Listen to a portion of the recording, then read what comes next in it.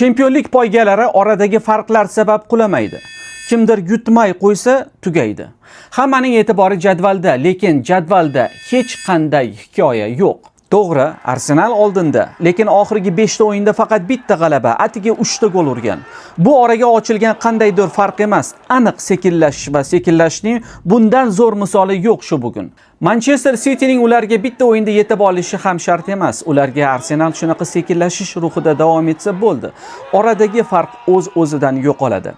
Shu sababli ham 33-tur katta tur. Markaziy o'yinlar ko'p, lekin eng muhimi Arsenalning seriyasi davom etadimi yoki yo'qmi? Shuni bilib olamiz.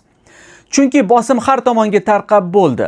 Tottenham yuta olmayapti, Chelseaning ham ishlari orqaga ketyapti, Unitedning ham osmonida qora bulutlar paydo bo'la boshladi, Liverpool ham bir ahvol, xullas faqatgina chempionlik poygasi emas.